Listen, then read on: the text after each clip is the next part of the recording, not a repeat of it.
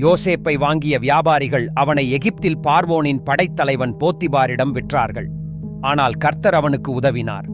யோசேப்பு ஒரு வெற்றியுள்ள மனிதனானான். அவன் தன் எஜமானனின் வீட்டில் வசித்தான். கர்த்தர் யோசேப்போடு இருப்பதையும் அவன் செய்கிற எல்லாவற்றிலும் கர்த்தரின் உதவியால் வெற்றி பெறுவதையும் பார்த்தான். அதனால் யோசேப்பை பற்றி மிகவும் மகிழ்ச்சி அடைந்தான். எனவே தனக்காக யோசேப்பு வேலை செய்வதை அனுமதித்ததுடன் தன் வீட்டை கவனித்துக் கொள்ளவும் வைத்தான்.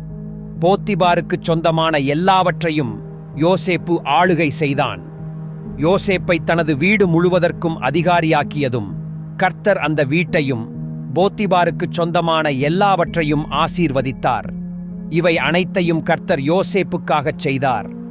போத்திபாருக்குரிய வீடு மற்றும் வயல்களையும் கர்த்தர் ஆசீர்வதித்தார்.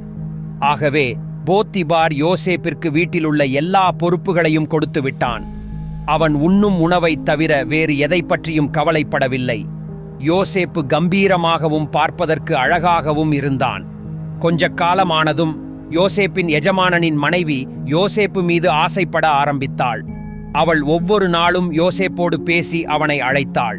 அவனோ அவளோடு பாவத்தில் ஈடுபட மறுத்துவிட்டான். ஒரு நாள் அவன் வீட்டிற்குள் வேலை செய்வதற்காக போனான். அப்போது வீட்டில் அவன் மட்டும்தான் இருந்தான். அவனது எஜமானனின் மனைவி அவனது அங்கியை பற்றி பிடித்தான். ஆனால் அவனோ வேகமாக வீட்டை விட்டு வெளியே ஓடிவிட்டான்.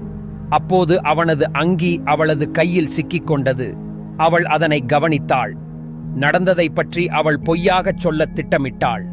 அவள் வீட்டிலுள்ள வேலைக்காரர்களை அழைத்து, பாருங்கள், நம்மை அவமானம் செய்வதற்காக இந்த எபிரெய அடிமை கொண்டு வரப்பட்டுள்ளான். அவள் அந்த அங்கியை அவள் புருஷன் வரும் வரை வைத்திருந்து அவனிடமும் அதே கதையை கூறினாள். நீங்கள் கொண்டு வந்த எபிரெய அடிமை என்னை கெடுக்க பார்த்தான். அவன் என்னருகில் வந்ததும் நான் சத்தமிட்டேன். அவன் ஓடிவிட்டான். அவனது அங்கி மட்டும் சிக்கிக் கொண்டது என்றாள். யோசேப்பின் எஜமானன் அவனது மனைவி சொன்னதைக் கேட்டு கோபம் கொண்டான். அரசனுடைய பகைவர்களை போடுவதற்கென்றிருந்த சிறையிலே போத்திபார் யோசேப்பை போட்டுவிட்டான். யோசேப்பு அங்கேயே தங்கினான்.